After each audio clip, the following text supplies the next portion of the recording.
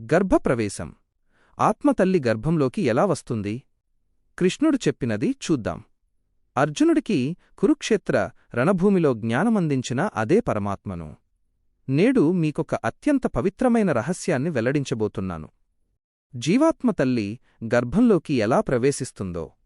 జన్మ అనేది కేవలం శారీరక ప్రక్రియ మాత్రమేనా? లేదా అందులో ఒక మహా ఆధ్యాత్మిక రహస్యం దాగి ఉందా అని. మీరు ఒక శిశువు జన్మించినప్పుడు ఆనందపడతారు. కాని ఆ శిశువు లోపల ఉన్న జీవాత్మ ఎక్కడి నుండి వచ్చింది? అది ఎందుకు ఆ తల్లి గర్భాన్నే ఎంచుకుంది? ఆ శిశువు ఏ కర్మలు మోసుకొచ్చింది?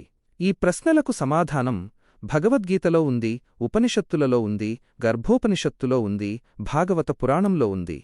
ఈరోజు నేను మీకు ఆ మహాసత్యాన్ని వివరిస్తాను. ఆత్మ అంటే ఏమిటి? భగవద్గీతలో శ్రీకృష్ణుడు అర్జునుడికి చెప్పినది నైనం ఛిందంతి శస్త్రాణి నైనం దహతి పావకః. ఆత్మను ఏ ఆయుధము ఛేదించలేదు, ఏ అగ్ని దహించలేదు, ఏ నీరు తడపలేదు, ఏ గాలి ఆరిపోవలేదు. ఆత్మ నిత్యమైనది, శాశ్వతమైనది, జన్మరహితమైనది, మృత్యురహితమైనది. కాని ఈ అనంతమైన ఆత్మ సంసారచక్రంలో చిక్కుకున్నప్పుడు అది జీవాత్మ అవుతుంది. జీవాత్మ అంటే అహంకారంతో, వాసనలతో, సంస్కారాలతో, కర్మలతో కూడిన ఆత్మ. పరమాత్మనైన దైవం మరియు శక్తి అందరిలోనూ సాక్షిగా ఉంటాను. జీవాత్మ మాత్రం ఒక శరీరం నుండి మరొక శరీరంలోకి ప్రయాణిస్తూ ఉంటుంది. వాసాంసి జీర్ణాని యథావిహాయ. మానవుడు పాతబట్టలు వదిలి కొత్త బట్టలు వేసుకున్నట్లు జీవాత్మ కూడా పాత శరీరాన్ని వదిలి కొత్త శరీరంలో ప్రవేశిస్తుంది. మరణం తర్వాత ప్రయాణం. ఇది సత్యం, ఇది శాశ్వత సత్యం. మరణం తరువాత జీవాత్మకు ఏమి జరుగుతుంది? ఒక మానవుడు మరణించినప్పుడు స్థూల శరీరం నశిస్తుంది. కాని సూక్ష్మ శరీరం, మనస్సు, బుద్ధి, అహంకారం, వాసనలు, సంస్కారాలు ఇవన్నీ జీవాత్మతో పాటు ప్రయాణిస్తాయి. ఇదే లింగ శరీరం, ఇదే కర్మవాహకం. కఠోపనిషత్తులో యముడు నచికేతుడికి చెప్పిన సత్యం ఇదే. ఆత్మ మరణించదు, శరీరం మాత్రమే మరణిస్తుంది. ఆత్మ తన కర్మఫలాలను అనుభవించడానికి వేరే శరీరాన్ని స్వీకరిస్తుంది. చాందోగ్య ఉపనిషత్తు ఒక మహాసత్యాన్ని వెల్లడిస్తుంది. మరణించిన జీవాత్మ మొదట చంద్రలోకానికి వెళుతుంది. అక్కడ తన పుణ్యఫలాలను అనుభవిస్తుంది. పుణ్యం తగ్గిపోయిన తర్వాత వర్షంగా మారి భూమిపైకి వస్తుంది, మొక్కలలో ప్రవేశిస్తుంది. ఆ మొక్కలను ఏ జీవి తింటుందో ఆ జీవి శరీరంలోకి ప్రవేశిస్తుంది. గర్భప్రవేశం మరియు కర్మ. తరువాత శుక్లరూపంలో జీవాత్మ తల్లి గర్భంలోకి చేరుతుంది. ఇది పంచాగ్ని విద్య. ఇది ఉపనిషత్తులు వివరించిన జీవాత్మ ప్రయాణ రహస్యం. కర్మ ఎలా జన్మను నిర్ణయిస్తుంది? జీవాత్మ ఏ గర్భంలోకి వెళుతుందో అది యాదృచ్ఛికంగా జరగదు, అది పూర్తిగా కర్మ ఆధారంగా జరుగుతుంది.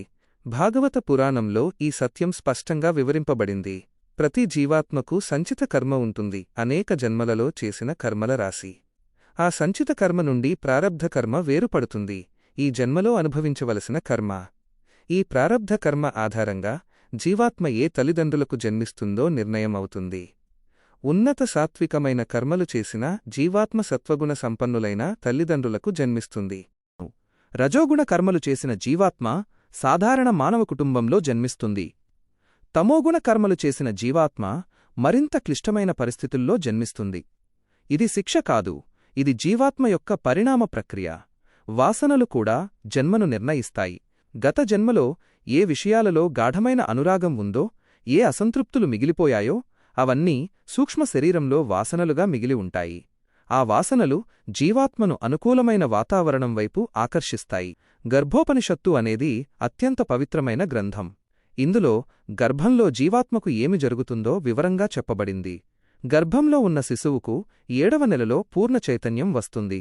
అప్పుడు జీవాత్మకు తన గత జన్మలన్నీ జ్ఞాపకం వస్తాయి. అది తన జన్మలన్నింటినీ స్మరిస్తుంది. తాను చేసిన కర్మలు, భోగించిన సుఖదుఖాలు, పోగొట్టుకున్నవారు అన్నీ కనిపిస్తాయి. ఆ సమయంలో జీవాత్మ పరమాత్మకు మనస్సులో మొరపెడుతుంది. ఈ జన్మలో నిజమైన జ్ఞానాన్ని పొందాలని, మోక్షం సాధించాలని, మళ్లీ ఈ సంసారంలో చిక్కుకోకూడదని జీవాత్మ పరిపరివిధాలుగా పరమాత్మను ప్రార్థిస్తుంది. కాని జన్మ సమయంలో బయటకు వచ్చే క్షణంలో ఆ వేదన వల్ల అన్ని స్మృతులు మాయమవుతాయి. దీన్నే జన్మ విస్మరణం అంటారు. ఇది పరమాత్మ యొక్క మాయ. ఈ మాయ లేకపోతే జీవి ఈ సంసారంలో పూర్తిగా జీవించలేదు. అందుకే ప్రతి శిశువు జన్మించినప్పుడు ఏడుస్తుంది. అది తన పూర్వ జ్ఞానాన్ని పోగొట్టుకున్న వ్యథ. అది మళ్లీ మాయలో చిక్కుకున్న విషాదం. తల్లి గర్భం పవిత్రమైనది ఎందుకు? హిందూ శాస్త్రాలలో తల్లి గర్భాన్ని క్షేత్రం అంటారు. క్షేత్రమంటే పొలం, జీవాత్మ బీజం. తల్లి గర్భమనే పొలంలో జీవాత్మ బీజం పడి అంకురిస్తుంది. భగవద్గీతలో పరమాత్మ శ్రీకృష్ణుడు చెప్పాను, క్షేత్రజ్ఞయోర్జ్ఞానం యత్తజ్ఞానం మతం మమ శరీరం క్షేత్రం ఆత్మక్షేత్రజ్ఞుడు. ఈ తత్వాన్ని తెలుసుకోవడమే నిజమైన జ్ఞానం. తల్లి గర్భంలో శరీరం నిర్మించేది ప్రకృతి, కాని ఆ శరీరానికి చైతన్యమిచ్చేది జీవాత్మ. స్త్రీ మరియు పురుష, ఈ రెండింటి సమ్మేళనమే సృష్టి రహస్యం. తల్లి కేవలం శరీరాన్ని మాత్రమే ఇస్తుంది. ఆ శరీరంలోకి ప్రవేశించే జీవాత్మ తన సొంత కర్మలు, వాసనలు, సంస్కారాలు తీసుకువస్తుంది. అందుకే ఒకే తల్లికి జన్మించిన పిల్లలు కూడా వేరువేరు స్వభావాలు కలిగి ఉంటారు. వారి శరీరాలు తల్లిదండ్రుల నుండి వచ్చాయి, కాని వారి ఆత్మలు వేరువేరు యాత్రల నుండి వచ్చాయి. తల్లి గర్భం పవిత్రమైనది, ఎందుకంటే అది పరమాత్మ సృష్టి కొనసాగించే పవిత్రక్షేత్రం. ఒక జీవాత్మ తన పరిణామ యాత్రలో మరొక అవకాశం పొందే దివ్యక్షేత్రం. మహాభారతంలో జన్మరహస్యం. మహాభారతంలో అనేక పాత్రలు పూర్వజన్మ జ్ఞానంతో జన్మించాయి. జరాసంధుణ్ణి చంపిన భీముడు, ధర్మరాజువారు పూర్వజన్మ సంస్కారాలను వెంట తెచ్చుకున్నారు. అభిమన్యుడు గర్భంలో ఉండగానే చక్రవ్యూహ ప్రవేశ విద్యను నేర్చుకున్నాడు. అర్జునుడు సుభద్రకు చెబుతుండగా సుభద్ర నిద్రపోవడంతో బయటకు రావటం అభిమన్యుడికి తెలియలేదు. కాని అతను గర్భంలో నేర్చుకున్నది నేర్చుకున్నాడు. ఇది గర్భంలో జీవాత్మకు ఉన్న చైతన్యానికి మహానిదర్శనం. ప్రహ్లాదుడు గర్భంలోనే నారద మహర్షి భక్తిజ్ఞానాన్ని పొందాడు. తల్లి కయాధు, నారద మహర్షి ఆశ్రమంలో ఉన్న సమయంలో ప్రహ్లాదుడు గర్భంలో ఆ భక్తిజ్ఞానాన్ని గ్రహించాడు. జన్మించిన తర్వాత కూడా అతను ఆ జ్ఞానాన్ని నిలబెట్టుకున్నాడు. అందుకే మన శాస్త్రాలు గర్భసంస్కారం గురించి చెబుతాయి. గర్భిణీ స్త్రీ పవిత్ర గ్రంథాలు వినాలి, భక్తి సంగీతం వినాలి, మంచి ఆలోచనలు పెంచుకోవాలి. ఆ సంస్కారాలు గర్భంలోని శిశువుకు చేరుతాయి. పునర్జన్మ భగవద్గీత సందేశం. పరమాత్మ శ్రీకృష్ణుడు అర్జునుడికి చెప్పాను, అజో నిత్యః శాశ్వతోయం పురాణో ఆత్మ జన్మరహితమైనది, నిత్యమైనది, శాశ్వతమైనది, పురాతనమైనది. శరీరం నశించినప్పటికీ ఆత్మ నశించదు. పునర్జన్మ అనేది శిక్ష కాదు, అది జీవాత్మ యొక్క పాఠశాల. ప్రతి జన్మలో జీవాత్మ కొత్త అనుభవాలు పొందుతుంది, కొత్త పాఠాలు నేర్చుకుంటుంది, కొత్త కర్మలు సృష్టించుకుంటుంది, కొత్త సంస్కారాలు అలవర్చుకుంటుంది. ఒక బంగారు గని తవ్వే కార్మికుడు రోజూ గనిలోకి వెళ్లి బంగారం తెస్తాడు. అలాగే జీవాత్మ ప్రతి జన్మలో ఈ సంసార గనిలోకి వెళ్లి అనుభవమనే బంగారాన్ని సేకరిస్తుంది. అనుభవాలు పెరిగే కొద్దీ జ్ఞానం వస్తుంది. జ్ఞానం వచ్చే కొద్దీ వైరాగ్యం పెరుగుతుంది. వైరాగ్యం పెరిగే కొద్దీ మోక్షానికి దగ్గరవుతుంది. కాని కర్మ చేయకుండా జీవి ఉండలేదు. నహి కశ్చిత్ క్షణమపి జాతు తిష్ఠత్య కర్మకృత్. అందుకే కర్మను అర్థం చేసుకోవడం అత్యంత ముఖ్యం. ప్రతి శిశువు పవిత్ర జీవాత్మ.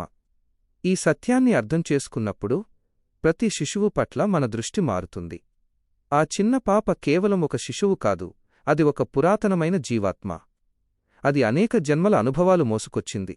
అది తన కర్మ ప్రారబ్ధంతో, తన వాసనలతో, తన సంస్కారాలతో ఈ సంసారంలో మళ్లీ అడుగెట్టింది.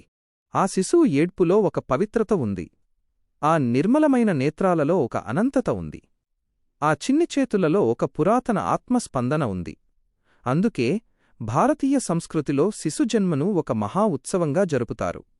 జాతకర్మ, నామకరణం, అన్నప్రాసన, ఈ సంస్కారాలన్నీ ఆ జీవాత్మకు ఈ జన్మలో సరైన దిశగా వెళ్లడానికి తోడ్పడతాయి. మోక్షమే అంతిమ లక్ష్యం. జన్మ మళ్లీ మళ్లీ జరగకుండా ఉండాలంటే ఏం చెయ్యాలి? ఇది అత్యంత ముఖ్యమైన ప్రశ్న. నేను భగవద్గీతలో 4 మార్గాలు చెప్పాను. జ్ఞానమార్గం, సంసారం యొక్క అసారత్వాన్ని అర్థం చేసుకోవడం, ఆత్మ మరియు అనాత్మ మధ్య భేదాన్ని తెలుసుకోవడం, నేనే సత్యం, మిగతాదంతా మాయా అని గ్రహించడం. భక్తి మార్గం, పరమాత్మలో పూర్ణంగా లీనమవ్వడం, ఏ కర్మ చేసినా నాకు అర్పించడం, జీవన్ముక్తుడిగా జీవించడం. మనసు, వాక్కు, కర్మ 3 పరమాత్మకు సమర్పించటం.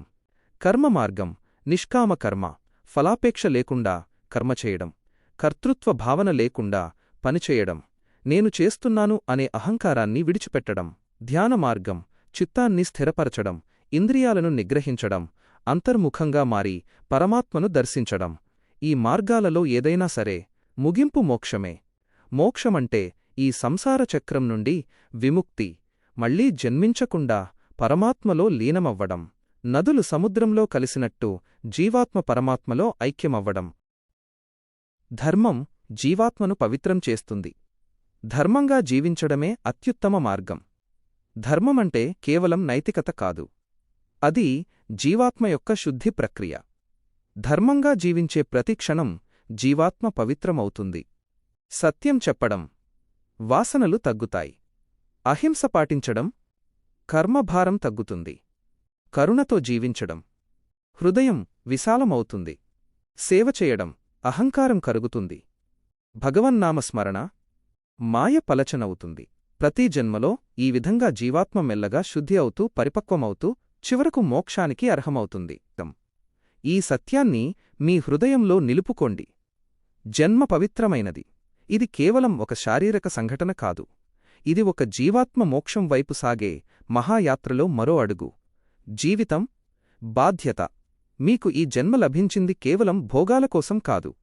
ఈ జన్మలో మీరు మీ కర్మలను శుద్ధి చేసుకోవాలి, ధర్మంగా జీవించాలి, మోక్షమార్గంలో అడుగువేయాలి. కర్మ మీ యాత్రను నిర్ణయిస్తుంది. మంచి కర్మలు చెయ్యండి, నిష్కామంగా సేవ చెయ్యండి, ప్రతి పనిని పరమాత్మకు అర్పించండి. ధర్మం మీ పదాన్ని పవిత్రం చేస్తుంది. ధర్మంగా జీవించండి, సత్యంగా మాట్లాడండి, కరుణతో ప్రవర్తించండి. మోక్షమే మీ అంతిమ లక్ష్యం. ఈ సంసార చక్రం నుండి విముక్తి పొందడమే జీవాత్మ యొక్క నిజమైన విజయం. ప్రతి శిశువు పట్ల గౌరవంగా ఉండండి. ఆ నిర్మల ఆత్మలో పరమాత్మ ప్రతిబింబం కనిపిస్తుంది. ప్రతి తల్లి పట్ల పూజ్యభావం కలిగి ఉండండి. ఆమె పరమాత్మ సృష్టికి సహకరించే పవిత్ర శక్తి. నేను అందరిలోనూ ఉన్నాను. నేను ప్రతి జీవాత్మలోనూ సాక్షిగా ఉన్నాను. మీరు నన్ను చేరుకోవాలంటే మీ హృదయాన్ని శుద్ధి చేసుకోండి. అక్కడే నేను నివసిస్తున్నాను. ఓం నమఃశివాయ. జై శ్రీకృష్ణ.